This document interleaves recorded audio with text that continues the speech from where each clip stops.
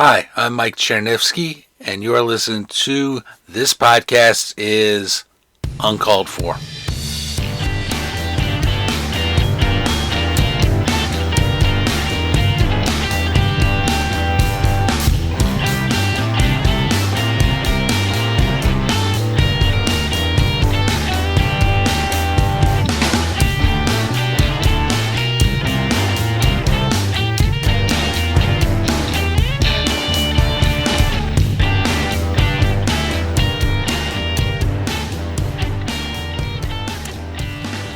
To the podcast, and we got a special episode today. Please welcome Coach Dalton. Hello. I'll let you go and introduce yourself.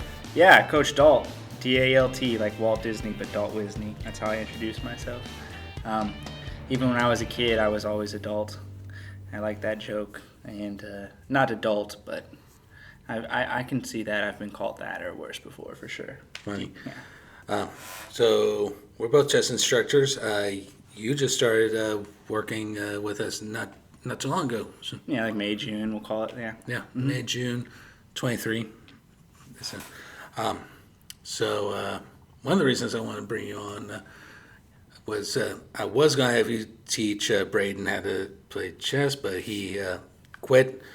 So we'll just do a quick discussion of chess, how the basics of how it's played, and some other stuff. And if we have time, we'll talk a little South Park.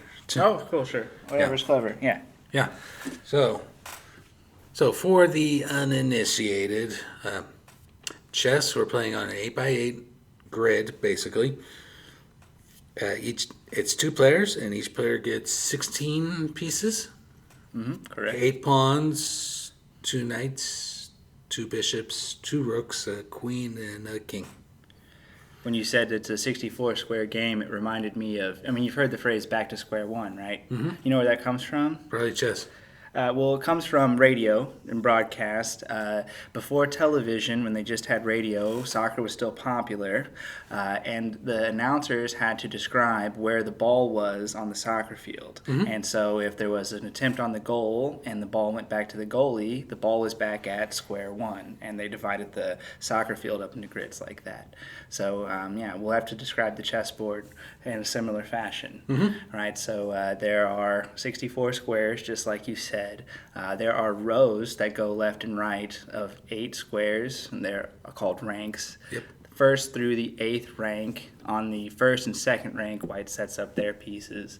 The second rank and the 7th rank are where the pawns go, white and black, yep. Respectively.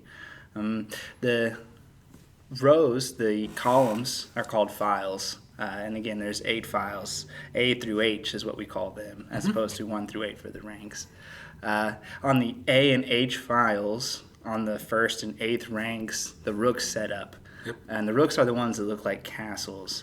And I always tell the kids that, it's the house, it's where everybody lives, so they go on the outside and everything else goes on the inside of those castles. Mm-hmm. On the A2, on the B1, G1, B8, and G8 squares, 1 square in from the castles, lie the knights.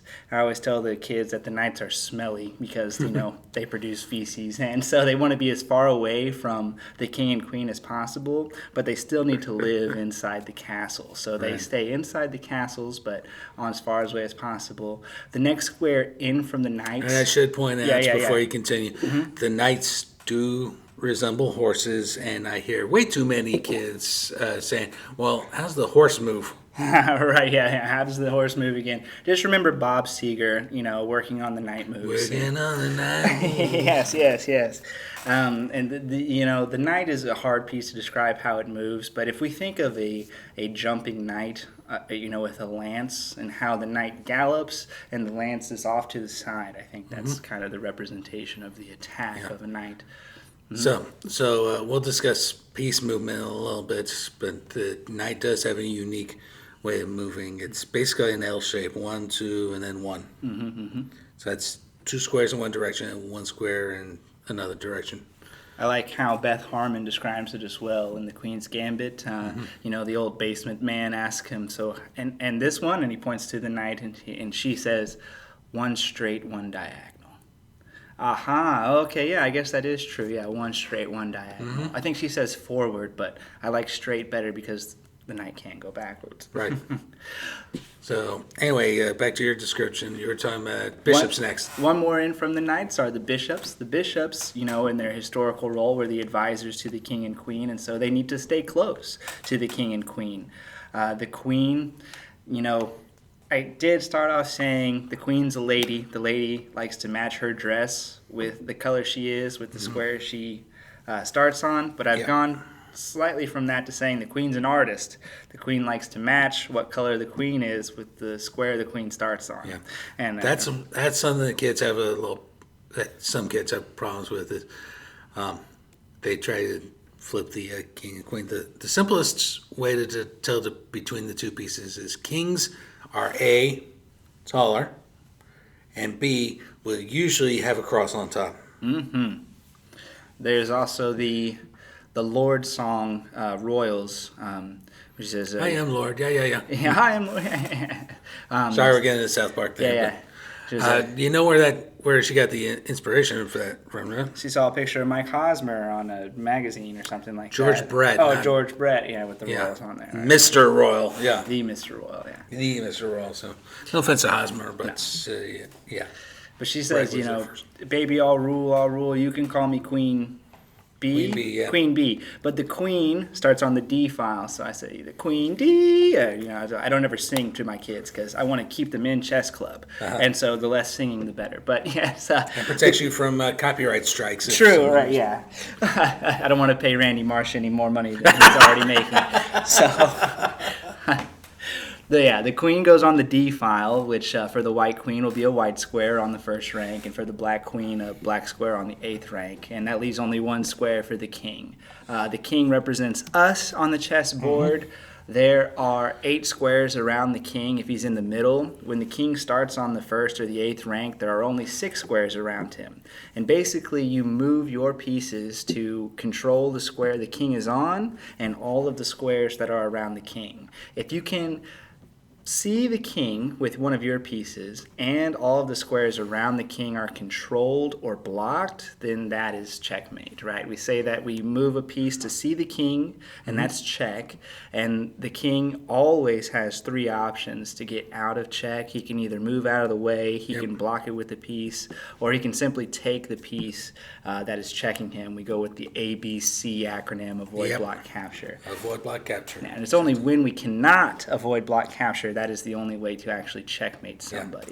Yeah. Also, another problem that kids seem to have is you can never willingly move your own king into check. Yes, that's an illegal move. Yeah, I got a lot of lawbreakers in our clubs who love to make illegal moves. Mm-hmm. Also, kids love to take the king if they see that they can, and they will just snatch it right up. That's another thing that's, one of the reasons I don't like Bughouse is that's... which, for the uninitiated, is a 2-board variant where you're swapping, where you catch your piece and you swap it to the guy next to you and they can put it on the board. It's A, kids get loud when they play this. B, you have to pretty much yell at them, hey, reset your board. All right?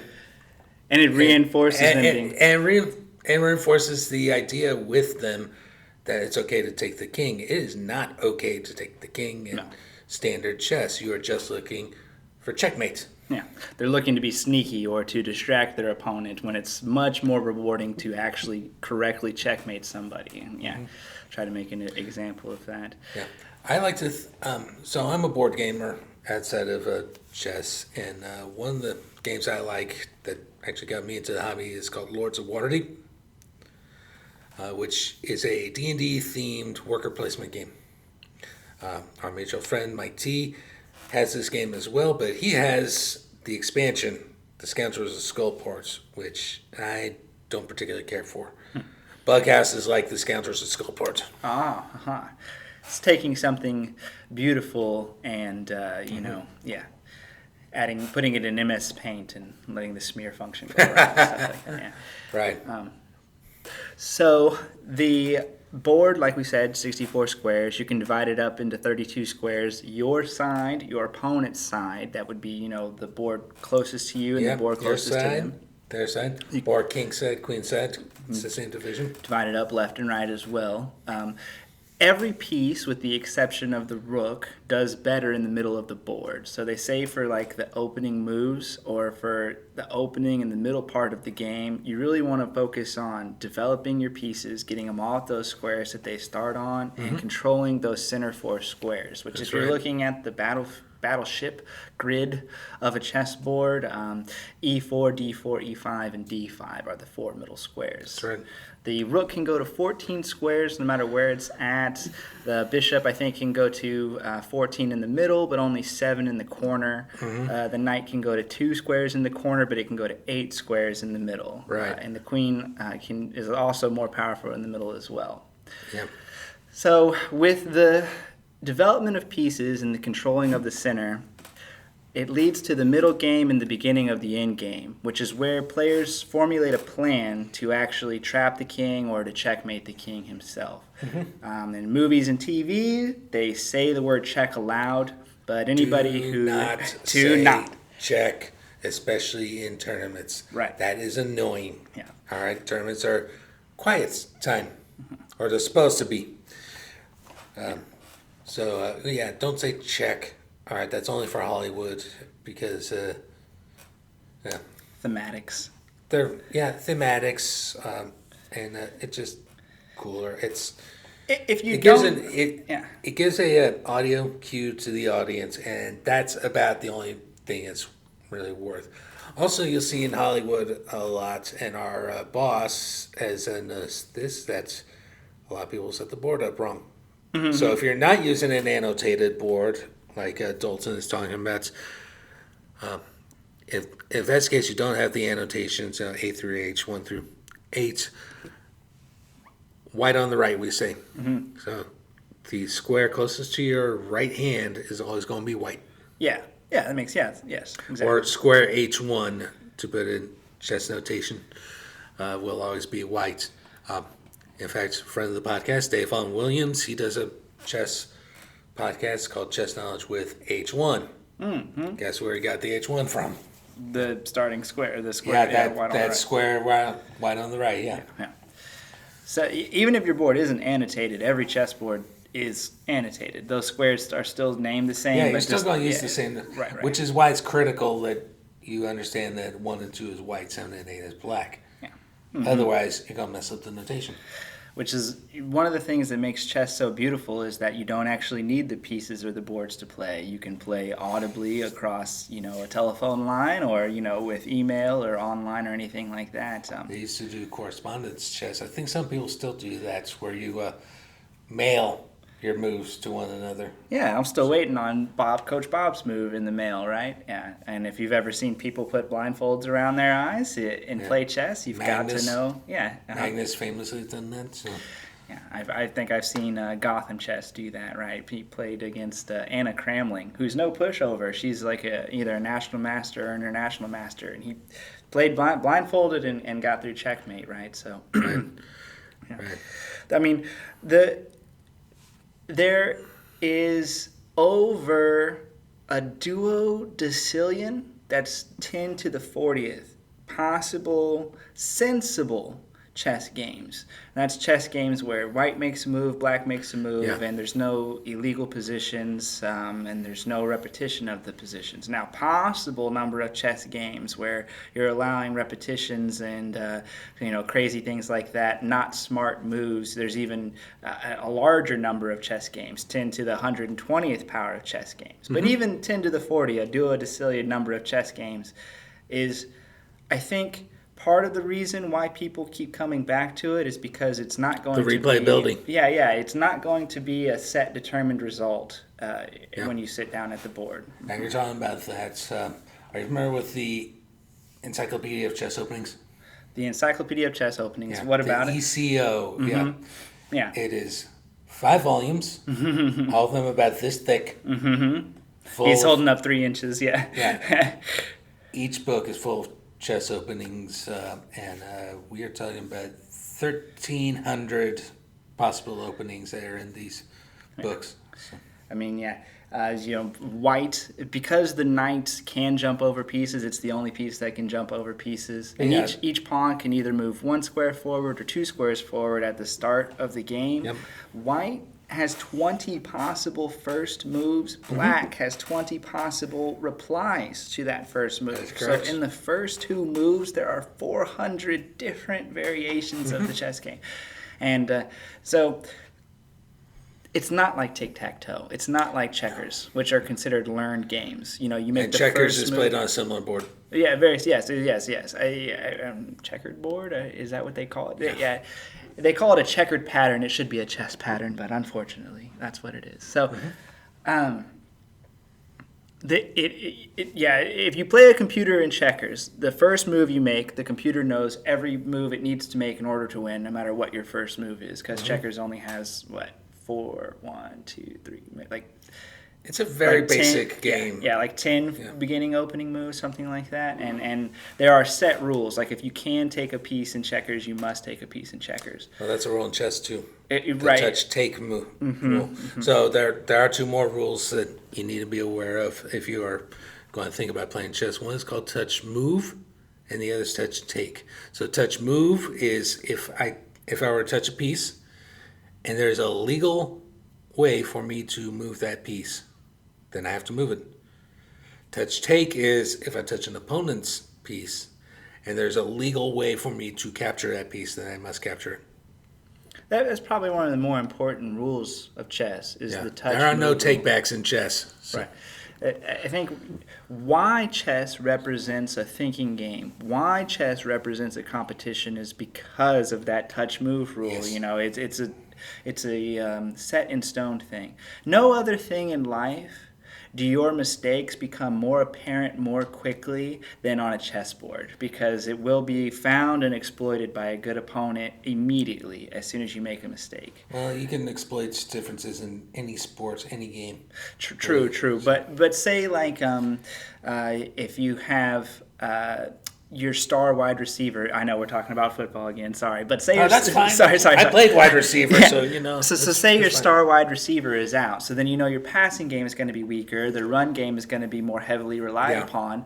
But it may take a few moves, or it may take a few plays or a few drives for that to come to fruition. Whereas if you blunder a queen and your opponent sees it, they will take it immediately on the next move, right? Yeah. Or is if your shoulder's getting worse as a star pitcher, you might see a slow decline over the side over there. But if you leave your king exposed and checkmate happens, you're going to know right away on the next move, right?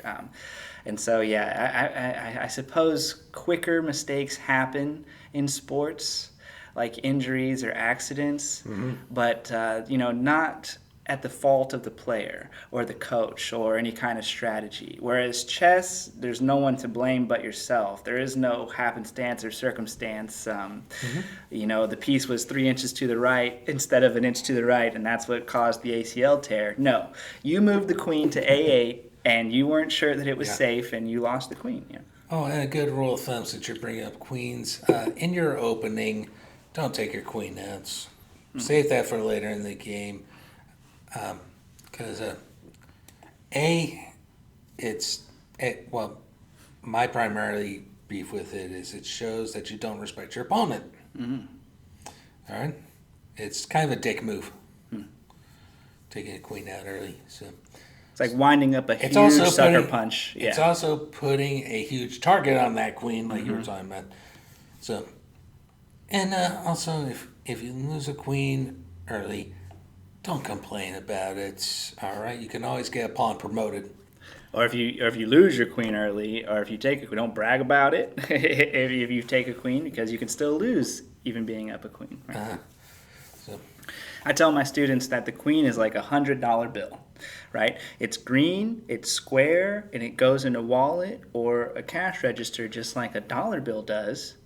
Of course, we can do a lot more with the $100 bill. Yeah, It's we much can. more powerful, but because it's still the same size, shape, and goes to the same places that the dollar bill does, we have to be just as careful with that $100 bill because we can lose it just as easily as we lose a dollar bill, right? But we don't lose $100 bills because we're much more careful with $100 bills. And then I ask them, who's ever lost a dollar bill? And they all raise their hand. Yeah, they should. They Yeah. all should raise their hand. On Yeah, it, yeah. So.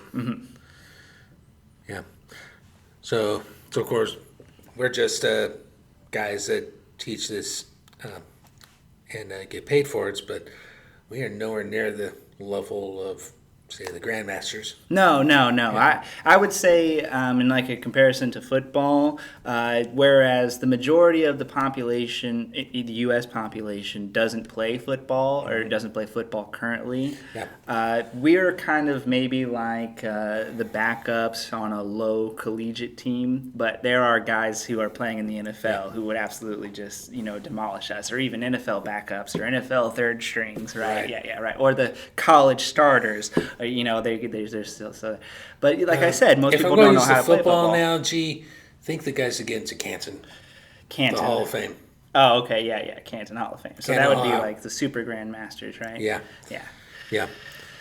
Whereas me, like I can catch the football, right? Like I would never go out to try and go like on a pickup team, or what do they call it when they have like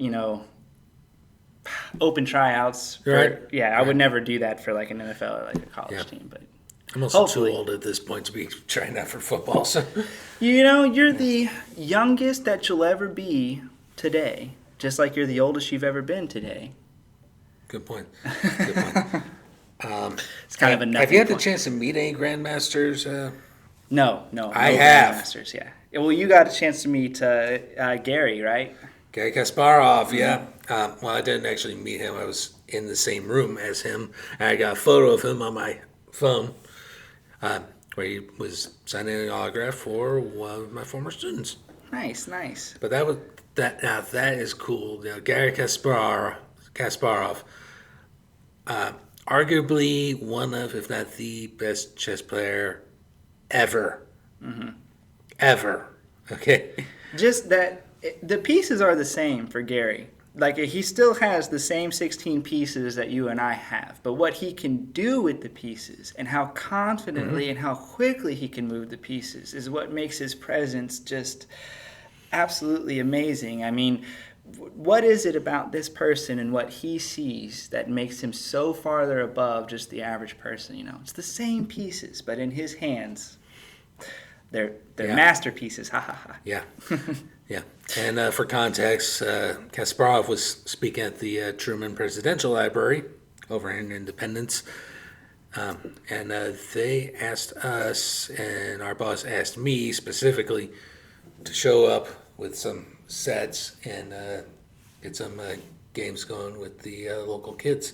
And a lot of our regulars showed up to just play amongst themselves, and Kasparov just walked through and watched and everything. But before that, even, they gave him a tour of the museum.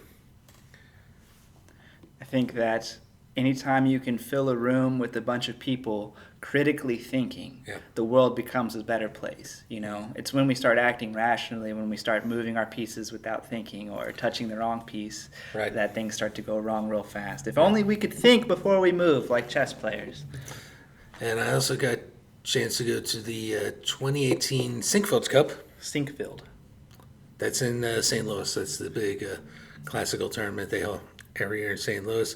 This is the same events that at last year's 2022's events that Neiman was caught cheating. Oh, yeah. Right. They caught him? Or they suspect he right. was cheating. Is this the one that Magnus accused him of? Right. Yeah. Magnus played in 2018, so I got to be in the same room as Magnus Carlsen. And it was at that event that I got the photo of Vishy Anand with Conrado. Nice. Friend of the podcast, Conrado. And Conrado comes to the club, right? Oh, yeah. Yeah, I need to point him out again if he comes because I don't want to miss that opportunity. Well, I didn't taxi him today, so he's probably not coming tonight. So, yeah. And I think that once you reach Gary's level, Gary only plays with other people who have been playing their whole life. Yeah, right? at the Grandmaster level. So everyone that was playing at the Sinkfield Cup, those are the types of players that Kasparov would be playing. It is said, and I believe it is true, that you cannot win a chess game unless your opponent makes a mistake, right? A perfect game of chess played on both sides should always end in a draw. It's just being able to exploit and see when your opponent makes a mistake. That's what really separates some of the best players and some of the worst players. And Gary, as soon as you make one iota of a mistake, if you don't he will exploit it. Yeah, it's I just wish I could think of a more apt comparison, to somebody who's not in chess, what it would be like. Well, you could use football as an analogy too. The offense are trying to advance the football, and part of that is finding weaknesses in the defense. Now, they're kind of garbage at the moment, but I'll use the New England Patriots as an example. During their Super Bowl years, they were known for playing good, stout defense, and it was very hard to crack, So, or if I'm going to say on the defensive side of things, think the Steel Curtain for Pittsburgh, the Doomsday defense for Dallas.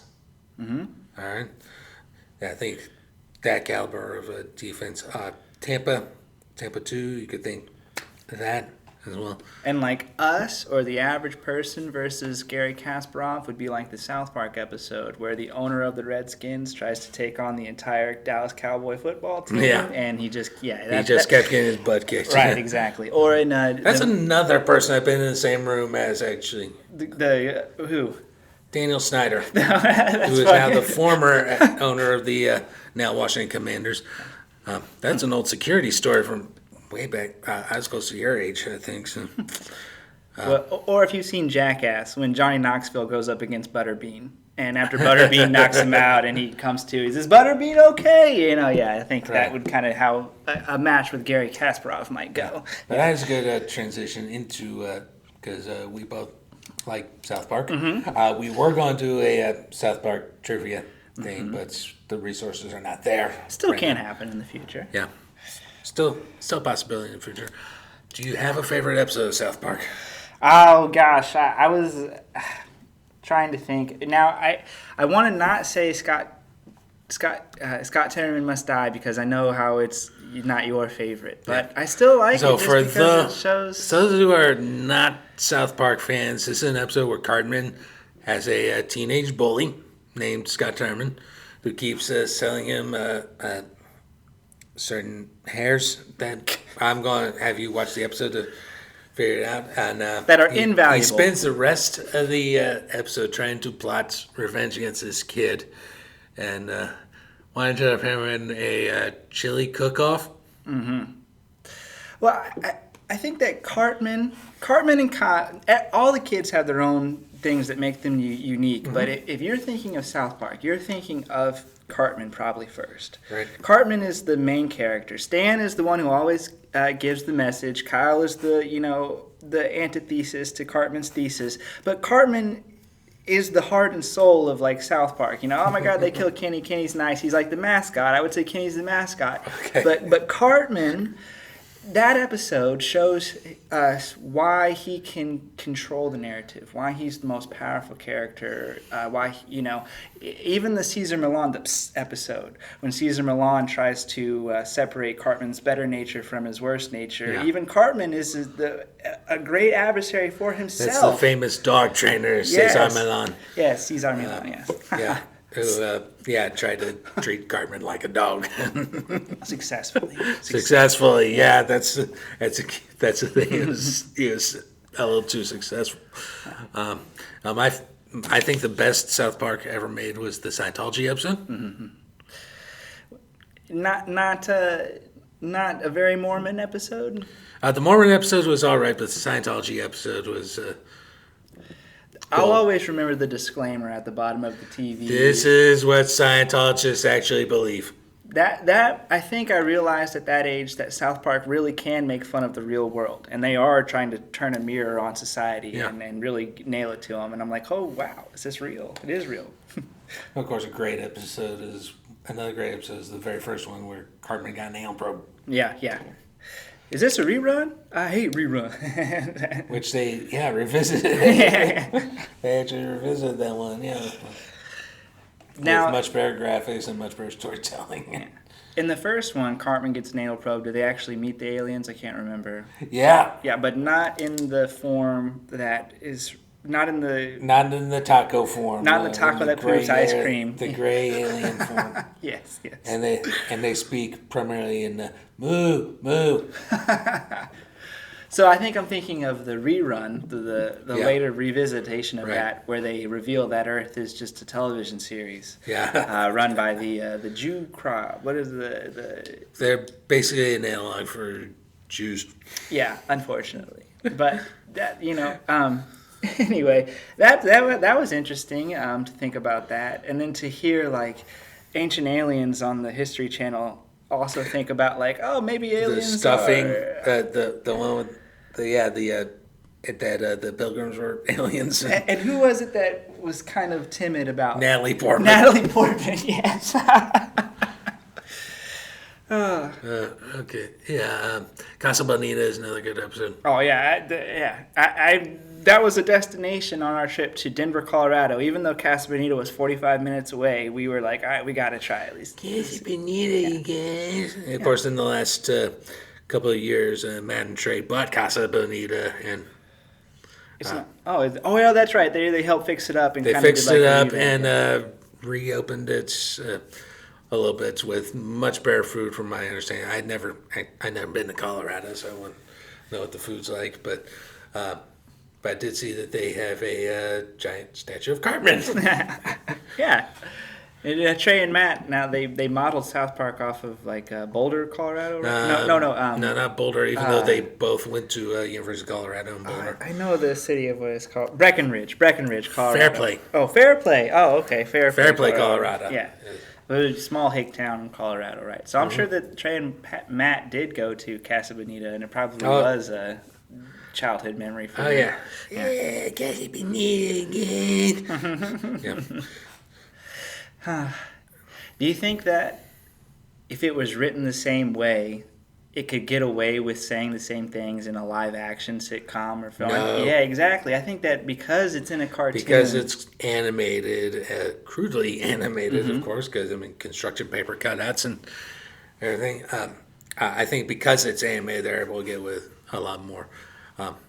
In the similar vein of The Simpsons, because it's animated, they're able to get away with a lot more. How about the iconic disclaimer before each episode? There's a bunch of episode, the celebrities are impersonated poorly, and this should not be seen by anyone. Due to the content, it should not be viewed by anyone. Anyone. And so as a kid, the whole forbidden fruit thing, and my parents told me, you cannot watch South Park. You need to be going to bed. And so, of course, I'm staying up to watch South Park. And the disclaimer I was a freshman in college when that show started. Yeah, so, you didn't get the, forbidden fruit part of it, but you got I did with The Simpsons. Right. Oh, your parents said don't watch The Simpsons? No, they let me watch The Simpsons. Oh, yeah.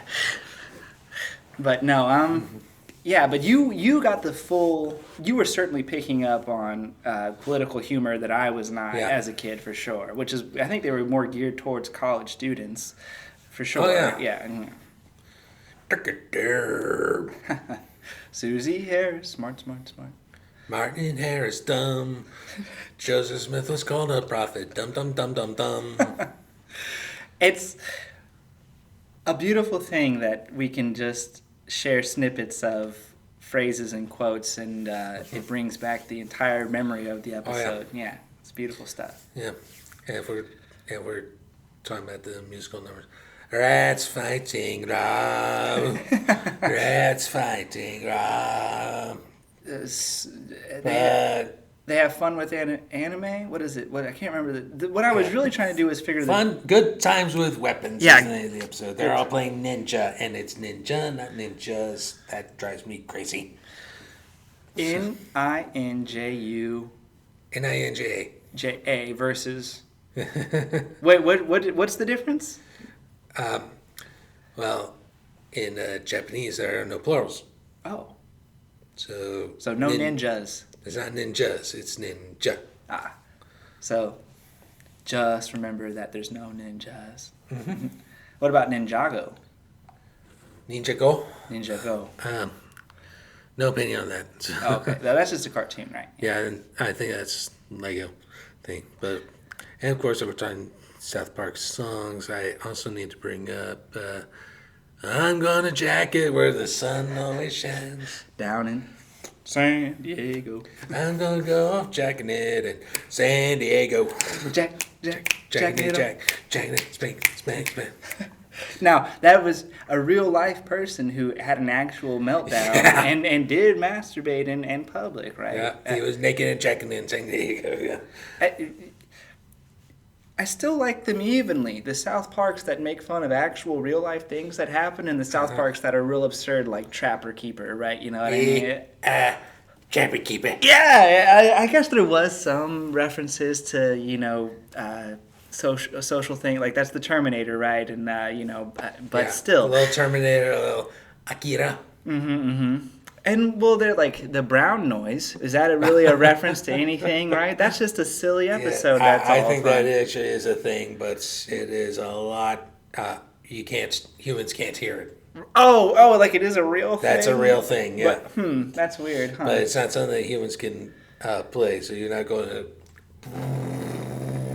And I know there must be some references that I'm not getting, like just to very popular movies that I have yet to see, but South Park does such a good job. Like the giant snake one, where they light the world's largest black snake on fire. Is that a reference to a movie where like something goes out of control? I think it's just a commentary on fireworks ordinances or something like that. Yeah. Yeah, so I equally like them when they're very topical, like Japanese Benderu, and they tackle the reason why Americans don't use toilet paper, which is very true. Very why are we doing that? And then also the silly ones like the Black Snake episode, where it's just about Right, yeah. Or the very all right, everyone on the line so I can whip all your asses. Yeah. Much respect to the late Isaac Hayes. Now, he was chef, right? Mm-hmm. Now, he had a falling out. Because of the Scientology episode. Yeah. He was a Scientologist. And about that time is when he had a stroke, which ultimately that's what wound up killing him, was had a couple strokes. That'll do it. Now, what about the Super Adventure Club episode? Yeah. They used off his pre-recorded dialogue to make it sound all weird. I'm gonna make love to your asshole, Judy. I thought that was a dig at Isaac. Was that were they not trying to attack him? Well, he had already quit at that point. So whatever, you've already signed off on us using your likeness. We already own the rest of this stuff. Mm-hmm. So. We'll just rearrange it however we want, and Chef, what? Oh no, you don't want the Adventure Club. You want the Super Adventure Club. That's right. And you think that maybe it's something that can't be made fun of or shouldn't be made fun of, but that's what something like South Park is for. You need the comedic release, because if you make it unjokeable, if you keep locking it up, then it is very serious. They made a point of that too when. Ironically, they're making fun of Family Guy. Yeah. In South Park, they're making fun of Family Guy? The manatee jokes. Yeah, Cartman thought that Family Guy was not funny, and goes to Fox and learns that Family Guy was written by manatees. Oh, yes. I do seem to remember the crude animation of Family Guy, and they do like a weird... Yes. Making fun of their the cutaways that Family Guy's known for. So. Yes. Which, interestingly enough, they started calling manatee jokes. Family Guy did? Or Family Guy. Seth MacFarlane knows how to make fun of himself. Yeah. Yeah. You have to be able to make fun of yourself, and you have to be able to let people make fun of you. Otherwise, it's just going to be way too hard. Life's going to be way too hard for you. Right. Yeah. That's the beauty of comedy, and I think that's a good place to end our conversation. Sure. So thanks, Dalton, for coming on. We will have to come back and do that South Park trivia at some point. Yeah. All right. This podcast is Uncalled For, is hosted, produced, and edited by myself, Mike Chernevsky. The opening music is Iron Bacon by Kevin MacLeod and Incompetech.com, licensed under Creative Commons by attribution license. And our outro music for this episode is Durham Regional Municipality by Of Moi Homme, licensed under Creative Commons by attribution 4.0 international license. And you can find this song at freemusicarchive.org. If you are in the United States or Canada, you can call us at 816-832-5160.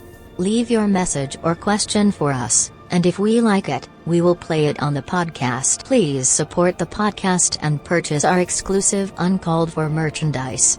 T-shirts, sweatshirts, mugs, stickers, and so much more. Go to www.cafepress.com/uncalledforpod. Thank you so much for listening. We will see you next time.